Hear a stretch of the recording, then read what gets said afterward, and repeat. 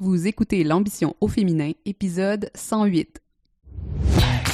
Mon nom est Tatiana Saint-Louis et j'anime L'Ambition au féminin, un podcast pour toutes les femmes pleines de vision, de talent et de drive qui désirent redéfinir le succès selon leurs termes et leurs conditions.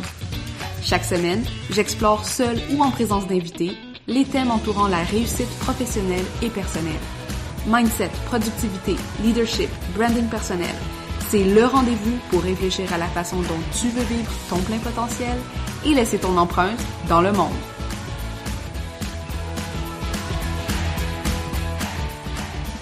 Salut les ambitieuses! Comment vous allez aujourd'hui? Moi, ça va bien. C'est rare que je vous enregistre des podcasts si ça va mal. Je pense que je me garde une petite gêne quand même. Mais ici, on est en plein novembre. Il a déjà commencé à neiger, même si c'est pas si tôt que ça.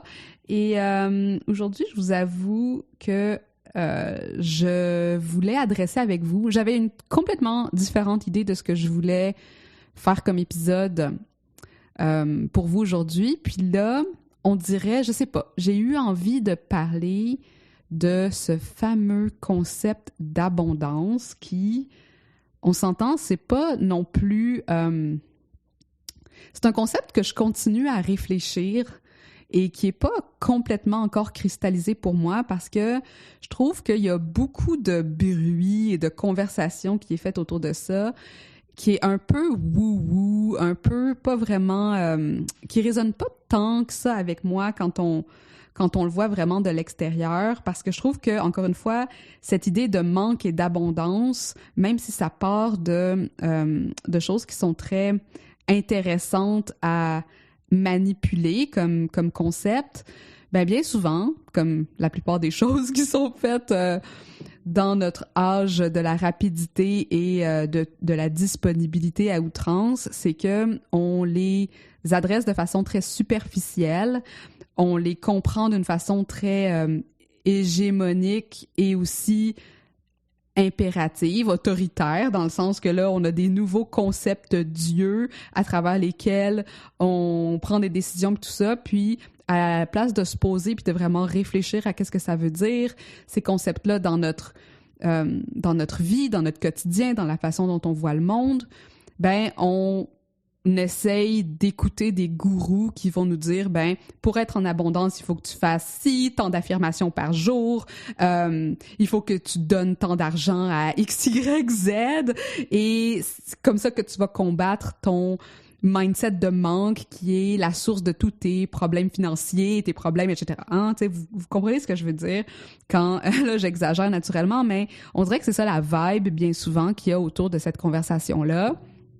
Ce qui fait que parfois, j'ai un peu de réticence à même utiliser ces termes parce que j'ai peur de me faire rentrer dans les mêmes paniers auxquels j'adhère pas nécessairement. Fait que, tu sais, pour moi, l'épisode d'aujourd'hui, j'avais envie de vous en parler parce que je pousse beaucoup la réflexion autour de ça, notamment dans mes propres expériences entrepreneuriales. Hein. Qu'est-ce que ça veut dire pour moi l'abondance maintenant que je suis une entrepreneur? Mais aussi dans toute cette notion aussi qu'il y a autour du privilège, des privilèges, hein, parce que moi je suis une femme blanche, je suis pas une personne handicapée, j'ai pas nécessairement de neurodivergence qui m'empêche de fonctionner. Fait que tu sais, j'ai beaucoup de privilèges. Fait que je réfléchis beaucoup à qu'est-ce que ce concept-là veut dire dans ce type de réalité et dans des réalités diverses, dans le fond. Hein? Parce que c'est pas... Est-ce que l'abondance, ça veut dire la même chose pour tout le monde? Et sinon, pourquoi? Etc. Fait qu'aujourd'hui, je voulais ouvrir, dans le fond, cette conversation avec vous, avec les réflexions que j'ai eues jusqu'à présent autour de cette thématique-là et qui, j'espère, vont vous permettre aussi d'entamer une réflexion qui va être utile dans votre propre vie d'entrepreneur ou de professionnel pour, justement, incorporer cette idée d'abondance d'une façon probablement qui est plus pratique que ce que la majorité des gens vont essayer de nous vendre. La première fois que j'ai parlé d'abondance, c'était lors de ma conférence Money, Power, Respect, parce que là, c'est vraiment rentré, vraiment, ça s'est vraiment intégré suite à certaines lectures que j'avais faites, des lectures féministes, mais aussi des lectures autour de même la sexualité, puis comment notre... tu sais, je lisais à propos de la monogamie, puis du fait que selon certaines études anthropologiques et même zoologiques, il n'y a pas de raison pour lesquelles la monogamie devrait être le système préconisé. C'est pas naturel pour les humains. Si jamais vous êtes intéressé par ce genre de thématique-là, le livre s'appelle Sex at Dawn. Je peux mettre le lien aussi dans les commentaires, mais bon, c'est pas de ça qu'on va parler aujourd'hui. C'est juste que quand j'ai créé la conférence Money, Power, Respect, qui, en passant, est disponible si jamais vous voulez avoir les 2 présentations que j'ai faites à ce moment-là sur, justement, autant le nouveau paradigme dans lequel on évolue en tant qu'entrepreneur, mais aussi comment est-ce que notre visibilité ou comment l'utilisation du web s'intègre là-dedans. C'est disponible sur mon site web, ça s'appelle « Entreprendre dans le nouveau paradigme ». Je vous laisse le lien aussi dans les notes de cet épisode. Mais bref, là, je fais une tergiversation parce que ce que je voulais dire, c'est que j'ai commencé à réfléchir à ce concept-là en lien justement avec cet illogisme, bien souvent, de concevoir le monde sous un mode fini, une perspective finie qui implique qu'on a X nombre de ressources attitrées et que si on manque ces ressources-là ou si on manque de ces ressources-là, on est vraiment dans la merde. Hein? Puis, c'est de ça que je vais parler un petit peu aujourd'hui, mais aussi, c'est quoi le lien avec l'argent? C'est quoi le lien aussi avec notre entreprise, puis avec notre bien-être en bonne et due forme et la place aussi des femmes dans la conversation sur l'abondance.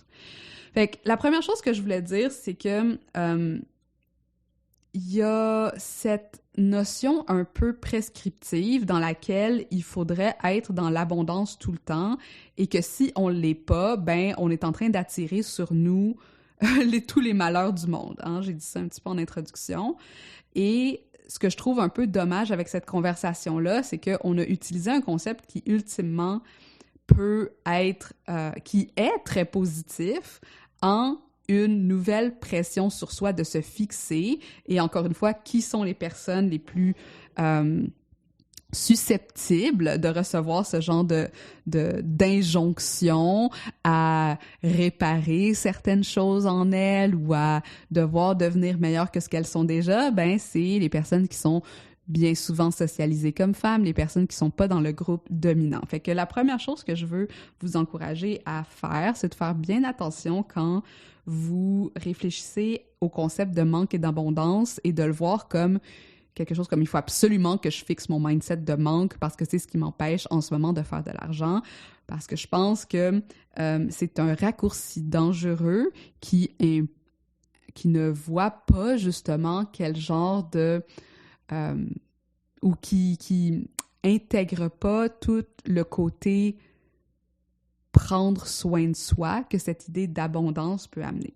Fait que la raison pourquoi je pense qu'il y a cette idée qu'il faut fixer ce mindset de manque-là, c'est qu'on comprend mal le concept en l'associant spécifiquement à l'argent ou à notre money mindset, hein, notre état d'esprit autour de l'argent, et encore moins à nos privilèges, de dire c'est normal, telle personne est en abondance parce qu'elle gagne énormément d'argent ou elle vient d'une famille riche ou elle habite dans un pays surdéveloppé ou développé. Alors que moi, comment je comprends le concept, c'est que c'est relié à une perspective de la réalité. Puis c'est là que, ce que je vous disais tout à l'heure par rapport à ma conférence, c'est là que ça a vraiment changé des choses pour moi quand j'ai fait le lien ou quand j'ai compris à travers, différentes lectures puis différentes réflexions que j'ai fait au fil des ans, que le système dans lequel on évolue en ce moment, le système capitaliste, qui est le paradigme économique dans lequel on vit, qui est économique mais aussi politique, aussi social, il est axé sur la notion de manque. Hein? Le capitalisme existe parce qu'on conçoit que le manque existe. Dans le sens, on conçoit que on doit accumuler des richesses parce que si on n'accumule pas ces richesses, il va arriver quelque chose éventuellement et on va manquer dans un futur hypothétique. Et là, le capital... Là, on s'entend, hein? C'est très, très, très résumé, c'est très...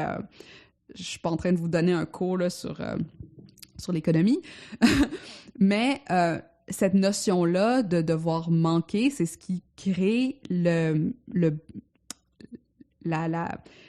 mouvement de toujours aller vers cette croissance exponentielle-là, parce qu'on a l'impression que si on n'a pas plus toujours en réserve, ça se peut qu'éventuellement, on périsse à cause de ça. Et ce qui était intéressant dans le livre Sex at Dawn dont je vous parlais, c'est que ça parlait aussi du fait que, tout ça vient avec l'idée aussi d'avoir une propriété privée, hein, la monogamie, ça vient avec cette notion aussi de propriété privée, puis de devoir protéger, dans le fond, les familles, les premiers-nés, tu sais. Fait qu'il y a un lien très réel entre le capitalisme, notion de manque, et le patriarcat, ou la filiation, hein, de père en fils, où on peut léguer les biens. Et les deux sont associés, hein? Les deux font sens ensemble, et donc on doit protéger les femmes parce que ces femmes-là, il faut comme qu'on contrôle aussi leur production / productivité. Puis production, on entend, c'est aussi en termes d'enfants, enfantement et tout ça, parce que il faut gérer les ressources qu'on a fermées à l'intérieur des frontières dans un contexte où on ne peut pas prioriser l'échange avec d'autres familles, avec d'autres cultures ou des choses comme ça. Puis encore une fois, quand je parle d'échange, c'est comme, c'est ma femme, c'est mon bien, et il faut que je le maintienne à tout prix et que je combatte, dans le fond, tous ceux qui vont essayer de le prendre. Donc, si on conçoit que le manque est lié à ce système-là dans lequel on évolue, on peut pas s'en vouloir d'être influencé par le zeitgeist, par la culture, par le temps, les temps, la génération, bref, dans laquelle on est. On vit dans une culture de manque. Puis là, tu sais, c'est intéressant, je trouvais ça intéressant de publier l'épisode aujourd'hui parce qu'on est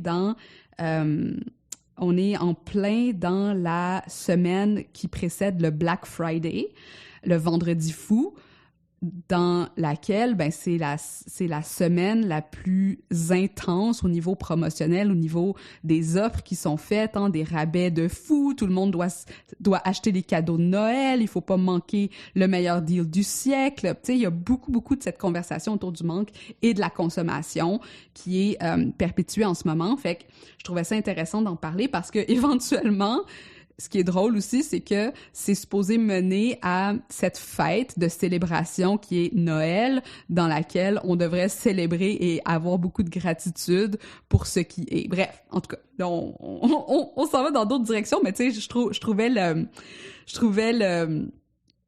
l'ironie quand même, ça méritait d'être noté. Fait que, ce manque et cette peur de manquer, c'est naturellement... ça vient d'une vision quand même assez finie de l'univers et des possibilités, hein, tu sais, dans le sens comme, j'ai pas assez de ressources autour de moi pour un potentiel événement dans lequel je pourrais perdre ou manquer, et cette anxiété-là crée la surconsommation et l'idée aussi de ne jamais avoir assez, hein, puis ce qui est intéressant aussi, c'est que quelque chose qui est peut-être aussi très, très matériel, j'ai pas assez d'argent, j'ai pas assez de ressources pour faire X, Y, Z ou pour un hypothétique X, Y, Z, ça se transforme aussi à je suis pas assez moi-même, hein, j'ai pas assez de compétences, j'ai pas assez de validation, j'ai pas assez d'amour pour faire X, Y, Z. Hein. C'est la même dynamique de manque qui va s'imposer à un niveau plus psychologique qu'à un niveau très matériel. Fait que cette peur de manquer aussi, c'est une vision qui est ancrée dans une vision assez finie de l'univers des possibilités, qui implique aussi que, tu sais, au-delà de moi, au-delà de mon ego, il n'y a rien d'autre. Hein, tu sais, au-delà de mon existence, au-delà de ma jouissance, il n'y a rien d'autre. Et ça, je pense que c'est là qu'on rentre dans ce changement de perspective que je disais au début, que l'abondance, dans le fond, c'est un changement de perspective qui implique que on voit à l'extérieur du soi et donc de la potentielle finitude de notre existence et de nos ressources pour voir comme, mais hey, si je regarde à côté, hein, j'ai des connexions, tu sais, comme, il y a des personnes qui sont venues avant moi, il y a des gens qui vont venir après moi, hein, le temps est en soi illimité. Donc, le fait que moi, je suis un être fini ne veut pas dire que je suis fini dans le grand schème dans le grand schème de l'univers, tu sais. Fait que quand on commence à expandre sa vision au-delà du soi, ben là, on voit que il y a des possibilités infinies un peu partout dans l'univers, hein. Il y a des possibilités infinies au niveau genre des gènes, puis de qu'est-ce que ça va créer, mais il y a aussi des possibilités infinies au niveau des pensées, des états d'esprit, des opportunités. Fait que là, tu sais, dès qu'on commence à faire ce switch-là, vers un mindset dans lequel qu'on appelle abondance, dans le fond, c'est que on cesse de mettre le focus uniquement sur le potentiel de manque ou la frénésie de devoir accumuler des choses et de les garder parce qu'on sait qu'éventuellement elles vont disparaître. C'est qu'on oublie que dans cette disparition momentanée, il y a un acte de régénérescence. Puis toute cette dynamique autour de l'argent, tu sais, pourquoi les gens ils font le lien entre manque et abondance, c'est que quand on accumule, par exemple, de l'argent, ben tu sais, on a l'impression qu'on le possède, alors qu'on brise, dans le fond, le flot de régénérescence où la valeur, elle est distribuée et ensuite elle nous revient, elle est distribuée et ensuite elle nous revient. La problématique, c'est que les gens disent qu'il faut être en abondance pour accumuler de l'argent. C'est là qu'il y a comme une fausse... quelque chose de faux qui est créé parce que nous, on peut pas accumuler à outrance quelque chose qui doit circuler. Puis là, ça mène à un autre concept qui est comme... cette idée de suffisance, hein, parce que souvent aussi, ce qui arrive, c'est qu'on va associer, abondance avec surplus. Et même si on peut voir ça comme un surplus, encore une fois, c'est un surplus qui est dynamique, hein, c'est pas un surplus qui est fixé dans le temps. C'est pas parce qu'aujourd'hui, j'ai plus d'argent dans mon compte en banque que ça veut dire que dans 10 ans, je vais avoir le même plus d'argent dans mon compte en banque. C'est pas parce qu'aujourd'hui, j'ai un surplus de possibilités professionnelles que ces possibilités professionnelles, il faut que je les maintienne à tout prix au cas où, dans le futur, je vais en avoir besoin. Parce que le fait est que dans ce surplus-là, je fais constamment des décisions qui sont en lien avec qui je suis aujourd'hui et qui, dans quelle direction je m'en vais, mais la notion même de surplus veut dire que je ne peux pas le garder. Ça veut dire qu'il va continuer à circuler d'une façon ou d'une autre. Et là, c'est ça mène à cette fameuse idée que, ben oui, mais si on faisait juste avoir ce qui est suffisant pour nous, ben là, tout le monde pourrait vivre équitablement. Puis là, je pense qu'il y a, encore une fois, sans rentrer dans une conversation plus économique, moi, je suis vraiment ici au niveau plus conceptuel, que j'essaie d'en parler ici avec vous. Quand on focus juste sur la suffisance, j'ai juste besoin de 2 clients pour vivre, tu sais, ben là, on est encore, à quelque part, ancré dans cette idée qu'il y a un contrôle sur les possibilités au lieu d'accepter que dans la plénitude, hein, parce que moi, je fais la distinction entre suffisance et plénitude, dans la plénitude, je vis plus dans l'abondance, tandis que dans la suffisance, je vis dans l'idée du manque et donc que d'autres manquent et donc que parce que d'autres manquent, je dois donner mon surplus, alors que si je faisais juste faire circuler le surplus, ben là, à ce moment-là, ça serait pas une question de suffisance, ça serait une question de plénitude. Parce que c'est pas une question d'aller contrôler, ben chaque personne devrait manger 300 grammes de riz avec, tu sais, X nombre, genre, de patates à côté, et puis que si on se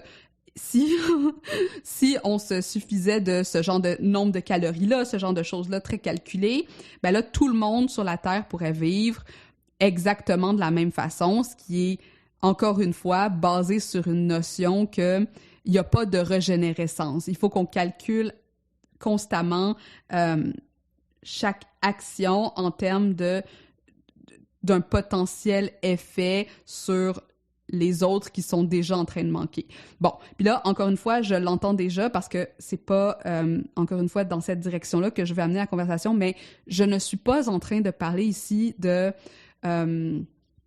modèle économique ou de la façon dont on gère nos ressources au niveau économique ou politique. Je parle d'un point de vue plus conceptuel, abondance, parce que je sais que la conversation aussi autour de la durabilité, la durabilité des ressources puis de la planète, hein, puis de l'écologie, c'est une toute autre conversation, puis je veux juste pas embarquer ça là-dedans parce que, premièrement, j'y ai pas suffisamment réfléchi pour pouvoir avoir la nuance que j'aimerais par rapport à ce sujet-là, mais aussi parce que j'ai l'impression que même si j'y réfléchissais, je pourrais probablement avoir des exemples de ma position par rapport à certaines choses autour de ça qui font sens avec ce que je dis aujourd'hui. Fait que là, je suis en exploration plus du concept d'abondance, mais au niveau plus entrepreneurial puis conceptuel pour soi-même.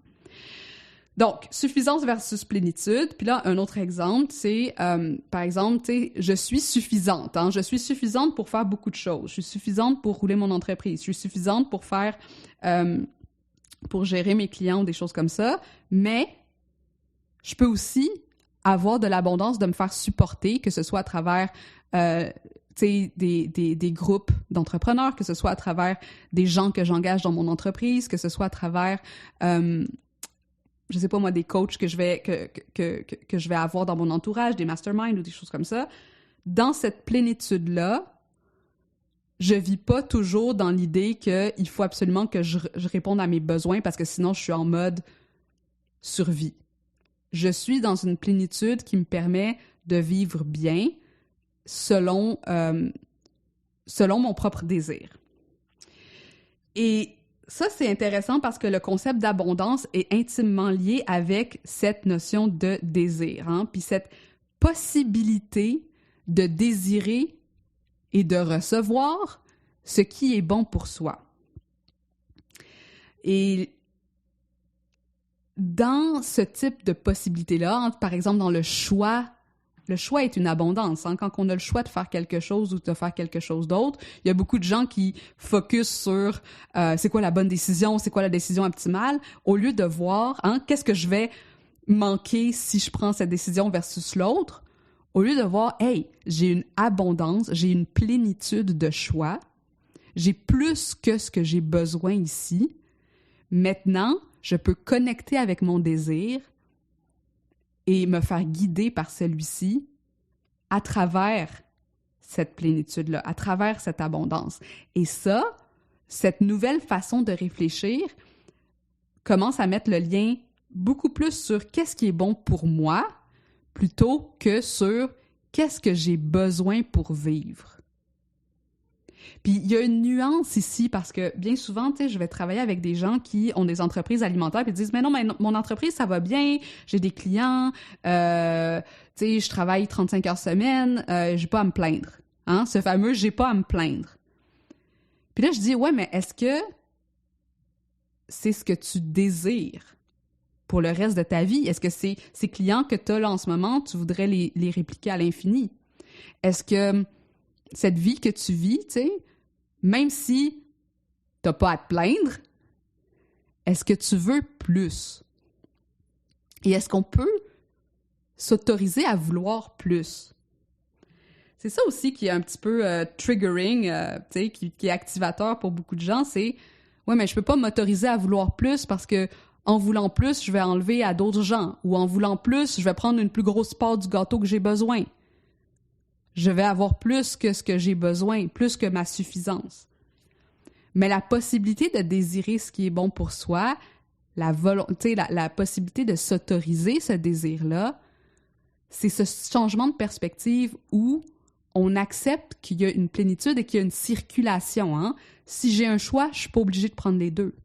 J'en prends un, celui qui est bon pour moi, celui qui me fait sentir bien, celui qui n'est pas ancré dans cette idée que je prends à quelqu'un d'autre ou que je dois accumuler parce que sinon ça ne reviendra plus ou que, tu sais, cette notion qu'il faut absolument que là, maintenant, je hoard, hein, comme on dit en anglais, je maintienne, je protège tout ce que j'accumule puis que je le garde bien caché en dessous de mon lit pour que personne y touche, pour que éventuellement, si peut-être un jour j'en ai besoin, je vais aller le chercher. Puis tu sais, je trouve ça intéressant, ça me fait penser à ces les fameux bundles de formation, des choses comme ça, où les gens, ils sont comme, je veux toutes les affaires les plus pas chères que je peux me procurer pour si un jour, peut-être, je me lance sur telle plateforme, ben là, au moins, j'aurai quelque chose pour ce moment-là. Mais on sait tous ce qui arrive avec ça, hein.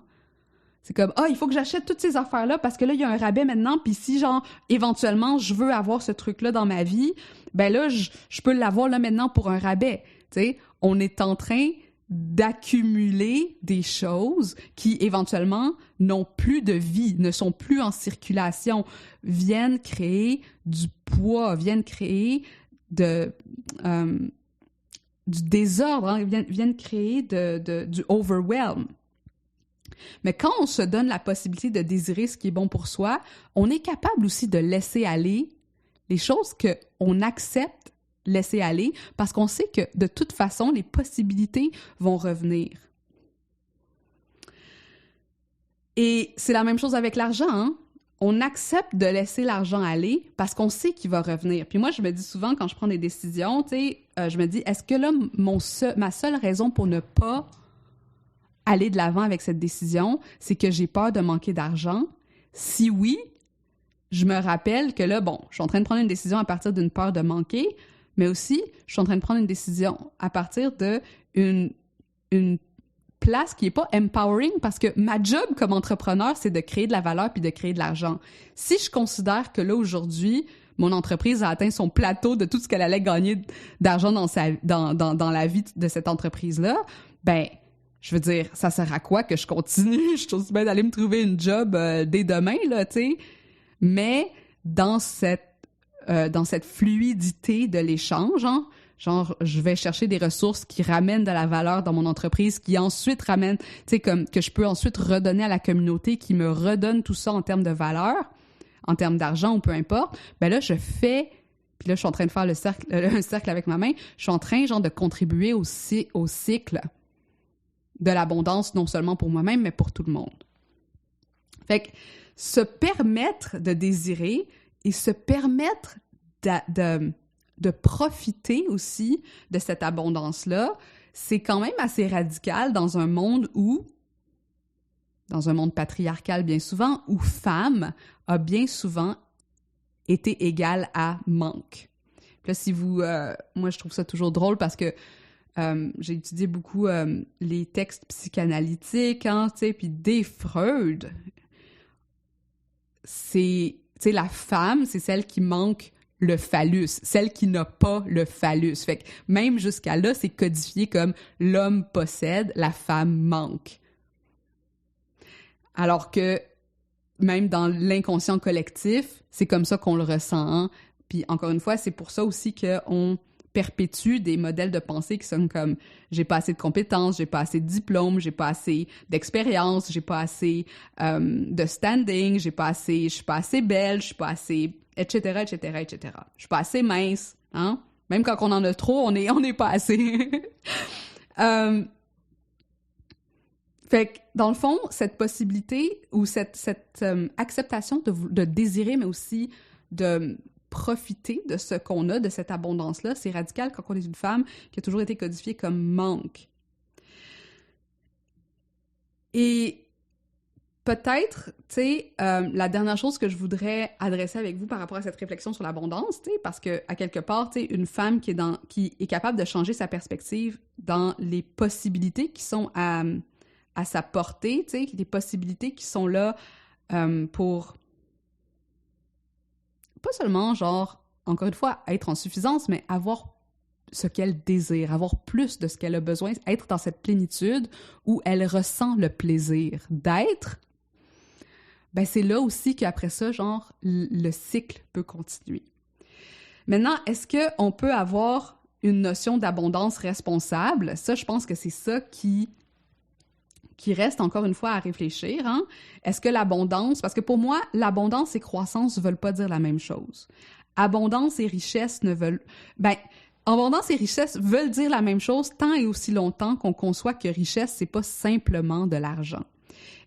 Au contraire.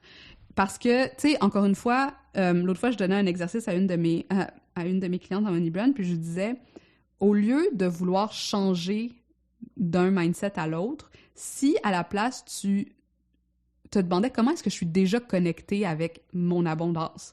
Puis tu sais, je donnais comme exemple, moi, quelque chose qui me fait sentir très abondant, c'est pas nécessairement de regarder combien il y a d'argent dans mon compte en banque, même si ça peut l'être, mais c'est aussi de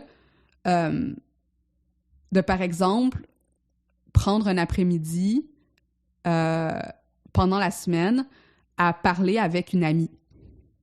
Ça, pour moi, c'est comme je ressens l'abondance dans ces moments-là, excusez-moi. Je ressens l'abondance dans ces moments-là. Ça peut être aussi comme, par exemple, à la place de me forcer à travailler quand je suis fatiguée, de pouvoir aller prendre une pause ou, tu sais, par exemple, moi, je prends quelques jours durant mes menstruations pour me reposer. Hein, ils sont bloqués dans mon agenda. C'est comme, quand je suis menstruée, je travaille pas. Je me repose, je lis, je regarde des films. Tu sais, ça, c'est de l'abondance parce que ça me permet d'être dans un mode qui est vraiment très... Je suis en train de prendre soin de moi. Je suis en train de prendre soin de moi à travers les possibilités qui me sont offertes, que j'ai créées grâce à mon entreprise. Je suis en train de créer une entreprise qui est dans un mode d'abondance parce qu'il me permet de faire ces choses-là. Est-ce que c'est lié avec combien d'argent j'ai? Puis tu sais, encore une fois, on pourrait même continuer à dire, hein, des gens qui n'ont pas nécessairement... c'est pas une question de revenus, tu sais, je pense que l'abondance ou cette vision-là, genre de voir comme, waouh, aujourd'hui, je peux genre marcher, hein, ça c'est un autre truc, je peux marcher jusqu'à la garderie de ma fille, j'ai pas besoin de passer 2 heures en métro parce que j'ai ça ici à côté de moi. Ou quelqu'un qui dit, je prends 2 heures en métro, c'est les 2 heures où est-ce que personne me dérange, je peux lire mon roman. Le mindset d'abondance, où l'abondance, elle est partout, c'est une question de perspective. Maintenant, pour en revenir à cette dernière réflexion autour de l'abondance responsable, entre guillemets, tu sais, c'est encore une fois parce qu'on essaie de contrôler des gens qui fonctionnent sous un système de manque, hein, comme les billionnaires, les milliardaires de ce monde, des gens qui ont de l'argent à outrance et qui veulent pas la redistribuer, hein, qui veulent pas continuer ce cycle-là. Ben, tu sais, c'est sûr qu'on essaie de régulariser la plupart des gens qui sont à des stades beaucoup plus, tu sais, qui ont pas les mêmes moyens, on va s'entendre, là, tu sais, pour cet état d'esprit qui est fondamental au système économique dans lequel on vit. Ceci pourrait vous amener à réfléchir sur votre propre définition. Tu sais, est-ce que le capitalisme est une bonne chose? Est-ce que c'est une mauvaise chose? Est-ce que c'est quelque chose qu'on peut pas vraiment outrepasser? Ça, c'est une complètement autre discussion qu'on pourrait avoir. Mais en gros, tu sais, comment moi je comprends l'abondance, c'est que le système éventuellement se régularise, mais pas nécessairement au niveau de l'individu, pas nécessairement au niveau de l'ego. Hein. Je pense que les systèmes, on peut les voir aussi macro, mais on peut les voir au niveau micro. L'entrepreneur, lui, sa job, c'est de créer de la valeur et ensuite de consommer ou de consommer la valeur pour en créer encore plus. Puis de reconnecter avec son désir qui l'amène à vouloir prendre pour pouvoir redonner.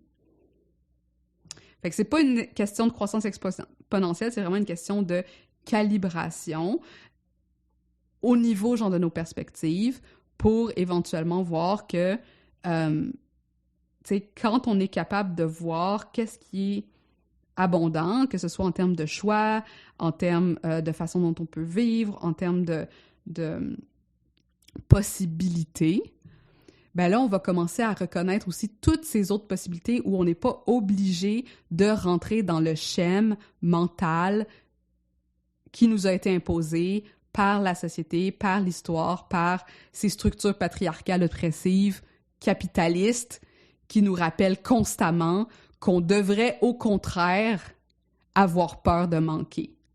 Et c'est ça, le discours radical de l'abondance, c'est de dire « Et si on n'avait plus peur de manquer? Comment est-ce qu'on agirait? Comment est-ce qu'on consommerait? Comment est-ce qu'on évoluerait avec nos pairs?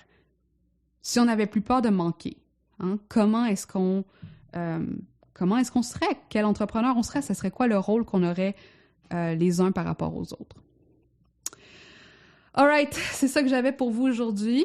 J'espère que vous avez apprécié, que ça a suscité des réflexions. Et voilà, ben si jamais vous voulez continuer la conversation sur les réseaux sociaux ou des choses comme ça, je suis toujours ouverte à avoir ces belles réflexions avec vous. Alors, je vous souhaite une belle semaine.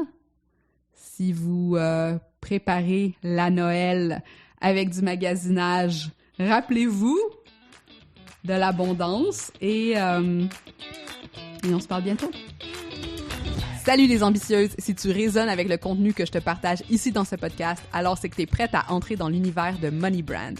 Money Brand, c'est mon programme unique de savoir-être entrepreneurial qui plonge avec toi autant au niveau de tes stratégies d'affaires, de visibilité et de positionnement que de ton mindset d'entrepreneur pour t'amener à assumer pleinement tes ambitions, embrasser ton identité d'experte et connecter avec les gens qui ont le plus intensément besoin de savoir qui tu es.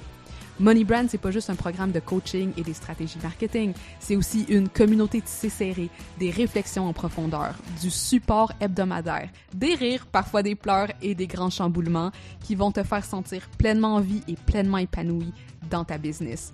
Alors, si tu es prête à transformer ton entreprise en un véhicule puissant d'épanouissement qui feel aussi bien dans ta tête que dans ton cœur et ton portefeuille, la première étape, c'est de venir nous parler de toi dans le formulaire de candidature. Sache que remplir le formulaire ne t'engage absolument à rien d'autre que d'avoir un beau tête-à-tête avec ta business, ta vision et tes valeurs, en plus de te donner accès à mon atelier « Comment établir une marque à la hauteur de ton potentiel, sans compromis sur tes ambitions, ton lifestyle ou ta personnalité. » Pour envoyer ta candidature, c'est facile. Rends-toi sur aime-ta-marque.com/moneybrand. Je répète, aime-ta-marque.com/moneybrand.